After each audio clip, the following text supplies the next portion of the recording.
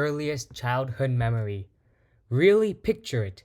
Maybe it's a birthday party, or your first day at school, or a family vacation.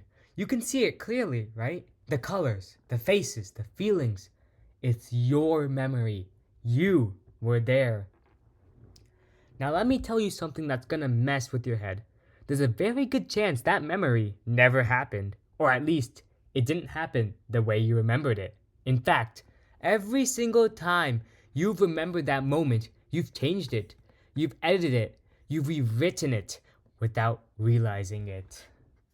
This is psychomath. Your memory is a lie. How your brain rewrites reality. Your memory isn't a video recording.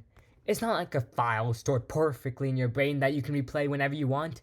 It's something far stranger and honestly far more disturbing. Your memory is a reconstruction every single time.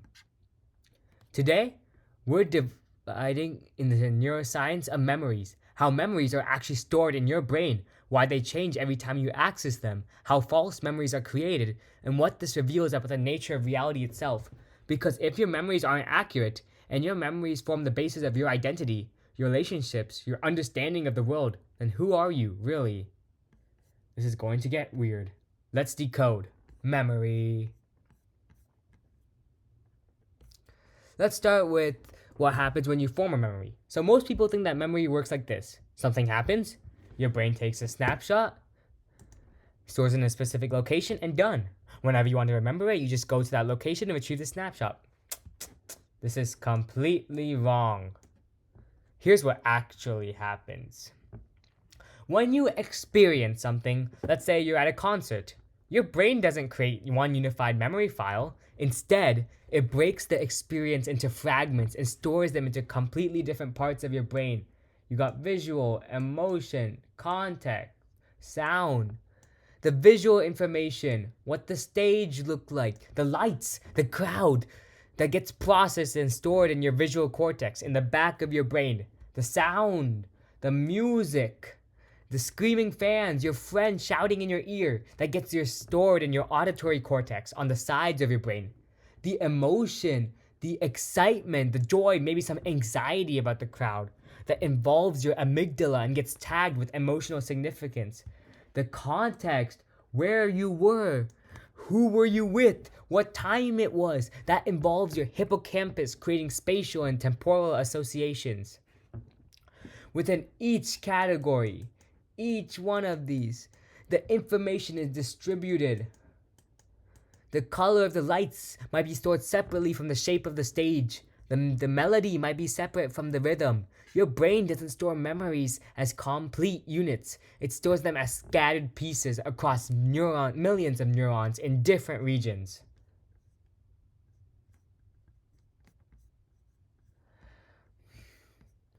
So here's what a memory looks like at the neural level. A specific pattern of connections between neurons across multiple brain regions. Some neurons are highly active, some are moderately active, and some are silent. The specific pattern of activation is the memory.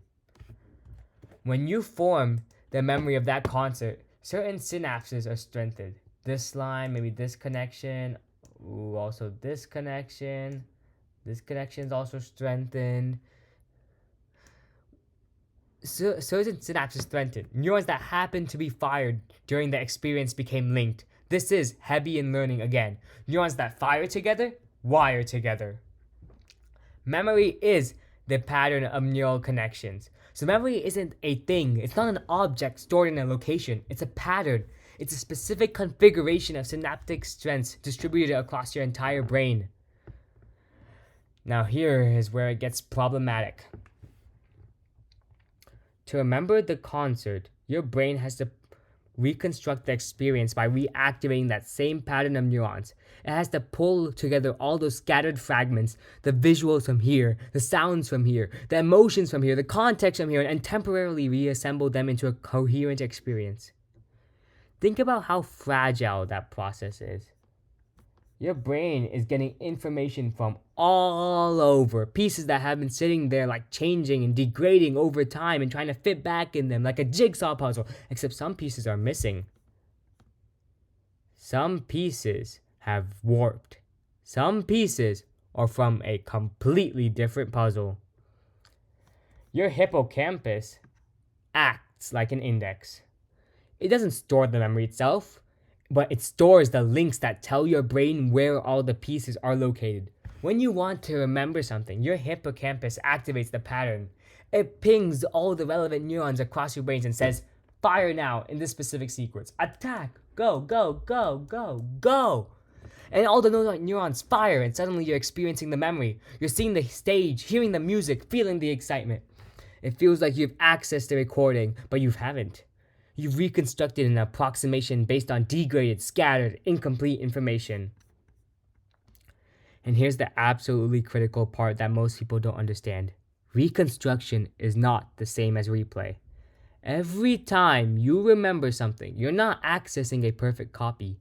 You're rebuilding it from scratch using whatever parts are currently available. And those parts change constantly.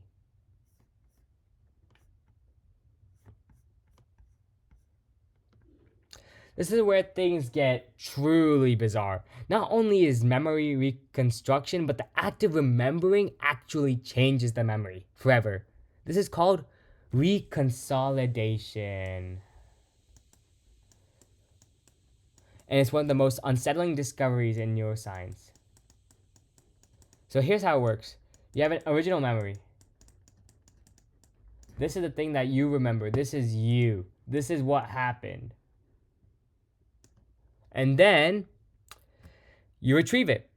So let's say it's this memory of you in this sunflower field. Okay? So you're there. And then years later, you remember that memory. Like, about, say, 10 years later, after the marriage, you remember that memory. So then your hippocampus reactivates the pattern. Neurons across your brain fire in the sequence that represents marriage in the field. You experience the memory. You see yourself in that field. You see yourself with that person. You feel pride. You feel happiness.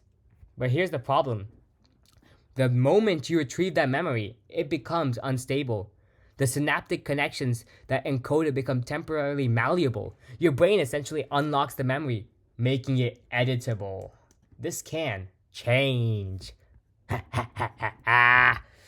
While the memory is active, while you're remembering it, it's vulnerable to modification. Your current thoughts, emotions, and context can blend with the original memory. If you're feeling nostalgic, nostalgia gets encoded into the memory. If someone asks you a leading question, that suggestion can get incorporated. If you're stressed, the memory might take on a darker tone than it originally had. Then, when you stop actively remembering, your brain restores the memory. But it's not the same memory anymore. It's been updated, modified, contaminated by the present moment. The neural pattern has been rewritten. And here's the truly disturbing part. You don't notice this happening. This is happening all the time, and you don't know it. The modified memory feels just as real, just as accurate as the original. More real, actually, because it's more recent. Your brain has no mechanism to flag this memory that has been edited. It feels like truth. It's exactly like the telephone game. Remember that game when you whisper a message down a line of people, but by the end it's completely different? So the first person said, the cat sat. But then by the fifth person, you get a cat ran on quickly. And then a dog ran fast. Each person is trying to pass along the same message they heard. They're not intentionally changing it, but small errors can accumulate. Details get lost, filled in, confused. They get combined. They become completely new by the time you get to the end. Your brain does this with memories. Every time you remember something, you're passing the message to yourself across time. And each time, small errors creep in. Details drift, the emotional tone shifts, context blurs. Remember something once, minor changes. Remember it 10 times, moderate changes. Remember 100 times over decades, the memory might be completely unrecognizable from the original event. Memory is not a recording, it's a story you keep reading. That's why the most frequently remembered memories are often your least accurate ones. The more you think about something, the more you've changed it. The stories you tell over and over, your favorite family anecdotes, your most traumatic experiences, your proudest moments, these have been reconstructed and reconsolidated so many times that they might bear little resemblance to what actually happened. Think about your parents' stories about you as a child. They've told those stories hundreds of times, each telling reinforced certain details and dropped others. Each telling added a little embellishment, a little interpretation, a little emotional coloring. By now, those stories are as much fiction as fact. And the same is true for your stories about yourself, the narrative of your life, the key moments you use to define who you are. You've reconstructed those memories so many times that they're essentially collaborative fiction between your past self and every version of yourself that has remembered them since. Your identity is built on edited memories. Your relationships are based on incompatible versions of shared events. Your grudges might be against people who didn't actually do what you remember them doing. Your nostalgia is for a past that never quite existed. And you can't escape this. It's not a flaw in your brain. It's how memory fundamentally works. Now let's talk about false memories. Memories of events that never happened at all, because it turns out your brain is absolutely terrible at distinguishing real from fake. Let's see this. Let's say something happens. Maybe you went to a birthday party when you were 5. This is objective reality. This is what you were told. But then years later, your family talks about the party. They tell stories. They show you photos. They say, remember when you knocked over the cake? It was so funny, except you didn't knock over the cake. Your brother did, but you were there. And you've seen the photo. And you've heard the story multiple times. It's what you were told. Your brain combines these elements, what actually happened and what you were told. They combine them. They're making something new. A new memory. A new story. The suggestion that you knocked over the cake, the photo showing a knocked over cake, the repeated retellings, and gradually your brain constructs a memory of knocking over the cake. A memory that feels completely real. First person perspective, emotional content, vivid details, all the markers of a genuine memory. But it's false. It never happened. Your brain has created a synthetic memory by blending real fragments with suggested information. Suggestion plus repetition plus plausibility is a false memory. This is how false memories are created.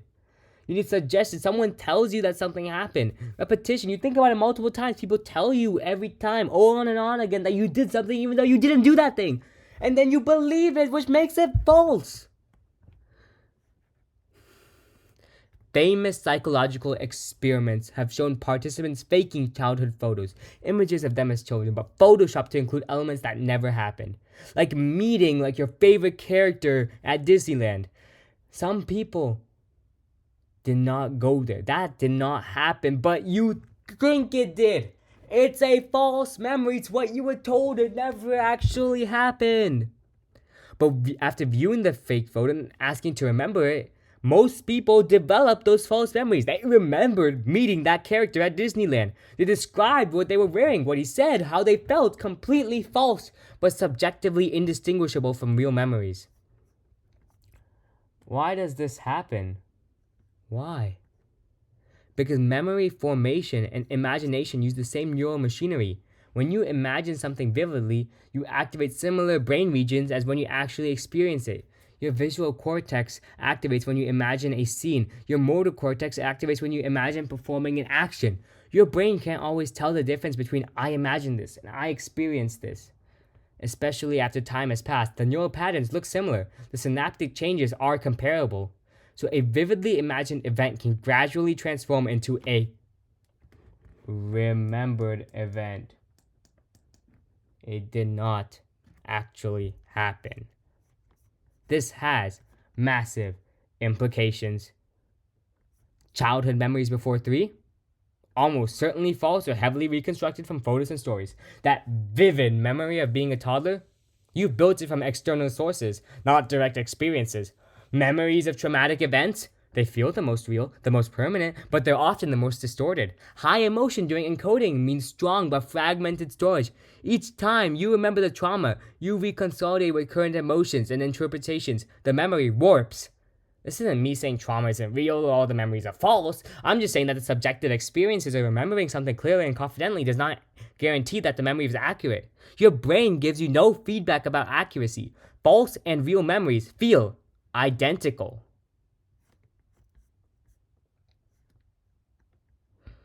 Let's talk about why emotional memories feel so much more vivid and permanent than neutral ones, and why that vividness is actually misleading. Dun, dun, dun. So look at these thick connections. When you experience something emotionally significant, you get these big connections. Your first kiss, car accident, shocking news, intense fear. Your amygdala releases stress hormones like cortisol and adrenaline. These hormones enhance memory consolidation. They tell your brain, this is important. Store this strongly. The result is a memory encoded with stronger synaptic connections, more neurons involved, more robust pattern. This memory will be easier to retrieve and will persist longer than a neutral memory. But look at these thin connections. Nobody likes a thin connection. Oh, so thin. So this is a neutral memory, what you had for lunch last Tuesday. Minimal emotional involvement, minimal hormonal enhancement, weak encoding. This memory degrades quickly, might be gone in days. Emotion is strong encoding, but it's not accurate. So here's the critical misunderstanding. People think that, emotional memories are more accurate because they feel so real. You feel the vividness. It creates confidence. I remember exactly where I was when I heard about that event. I can see every detail. That confidence feels like proof of accuracy. Wrong! Big fat wrong. Big fat wrong. Boom, boom, boom. That is incorrect. Emotional intensity strengthens encoding, but it doesn't improve accuracy. In fact, emotional arousal often distorts memory in specific ways. First, tunnel vision. During high emotion, your attention narrows. You focus intensely on the central, threatening, or important element, and you completely miss peripheral details. Later, when you remember, your brain fills in those missing peripherals with plausible gestures. You're confident about details you never actually encoded. Second, time distortion. Emotional events often feel like they lasted longer or shorter than they actually did. Your memory of duration is unreliable, but you're confident about it. Third, interpretive contamination. Every time you remember an emotional event, you bring your current emotional state and current interpretations with you. If you spent years being angry about something, that anger has been reconsolidated into the memory itself. The original event might have been less intense than your memory of it. Both networks are used. So yes, emotional memories are stronger. They're more resistant to forgetting. They're encoded more deeply, but strong and accurate are not the same thing. You can have a powerfully vivid, emotionally intense memory that is significantly distorted or even completely false. This is why people's memories of the same traumatic event can be wildly different. Everyone experienced high emotion. Everyone has vivid memories.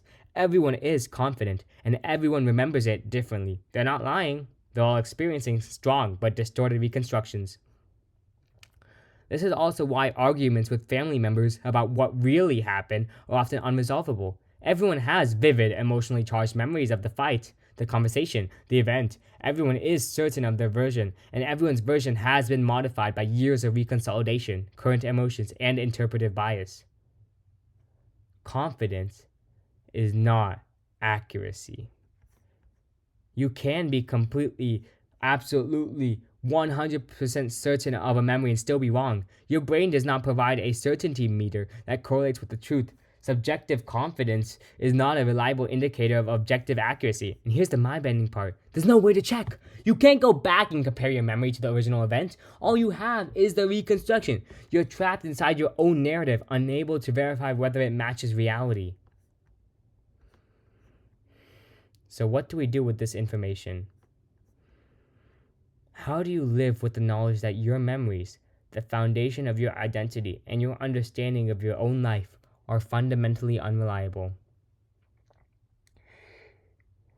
First, intellectual humility. When you remember something, especially something emotionally charged from a long time ago. Hold it lightly. Recognize that this is your brain's current best reconstruction, not objective truth. This does not mean you have to lie. You don't have to doubt everything. Most of your memories are probably roughly accurate. You did go to that birthday party.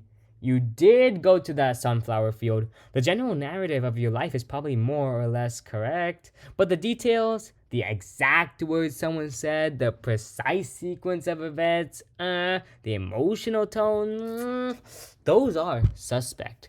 Those have been edited.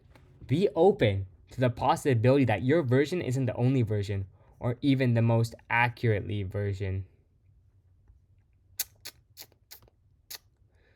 Second, be careful what you rehearse. Remember, every time you recall a memory, it goes on and on in your brain. You modify it. If you repeatedly think about negative experiences with anger or resentment, you're encoding that anger into the memory. You're making the memory more negative each time. But this also means you have some agency. You can change it. Okay? You have something. If you call memories with more compassion or understanding framework, you can gradually shift the emotional tone. This isn't fake positive thinking. It's using reconsolidation deliberately. You're editing your memories anyways. You might as well think them in helpful directions. You're writing your story in real time. Understand that identity is narrative, not history. Who you are is the story you tell about yourself. That story is based on memories, and memories are editable reconstructions. This is actually freeing. You're not locked into a fixed past. This means you can assign your experiences, can change. The narrative you build from your memories can evolve. You're not discovering who you are. You're constructing who you are through the ongoing process of remembering and interpreting your life. Fourth, document important memories carefully. Photos, videos, journals, every single thing. Document it. Every little piece, every little gesture. It's all part of you, so keep track. These aren't perfect, but they're more stable than their biological memory. They give you anchors, ways to check your reconstructions against somewhat more objective records. Like that little photo you have from when you were a child. Maybe you think you look different, but the photo shows that you actually looked different than you actually thought. So it's different. Your memory is different. What you think is different. Be compassionate in disagreements about the past. When you argue with someone about what happened, you're both right. You're both experiencing genuine, vivid reconstructions. Neither of you has access to objective truth. You have incompatible narratives built from the same fragmented evidence. You can work to reconcile those narratives, to find the overlap, to acknowledge the gaps, but you probably can't determine what really happened with certainty, and that's okay. You can live with ambiguity. Here's the deeper truth. Memory is not about accuracy, it's about meaning. Your brain doesn't care about preserving perfect historical records. It cares about extracting patterns, learning from experience, and creating a coherent sense of self. Memory is adaptive, not archival. It changes to serve your current needs. It's manipulative. It emphasizes what's important now. It fades what seems irrelevant. It edits to maintain consistency with your current self-concept. You are not a fixed entity with a perfectly recorded history. That's not what humans are, okay? We're different, guys. We're built better. We are manipulative versions of our last self. We are a dynamic process, constantly reconstructing your past to make sense of your present and navigate your future. Your memories are tools for living, not just museum exhibits. And maybe that's okay. Maybe the fact that memory is reconstructive rather than reproductive means you have more freedom than you thought. Your past is not a prison. It's a story you're still living and writing. So yes, your memory is a lie, but it's a useful lie. It's the lie that lets you have a coherent identity, learn from experience, and make sense of a complex, chaotic life. Just remember, when you're absolutely certain you remember exactly how something happened, Pause. Recognize that certainty for what it is. A feeling your brain generates, not a guarantee of truth. Hold your memories lightly. Question your narratives. Be open to other perspectives. Because the only thing you can be certain of is that your memory has been edited. By the time, by emotion, by retelling, by reconstruction. And that is not a bug. It is a feature of how human consciousness works. This is Psychomath, where we decode the mathematics, biology, and psychology of being human. Next video is how sleep reorganizes your brain and why dreams are basically your neurons having a weird party. It's gonna get strange. So, please like and subscribe if you like this, and also in the comments just tell me how I did. Hopefully get some criticism over there. Helpful criticism, please. Thanks for watching. Now go question all your childhood memories. 6, 7.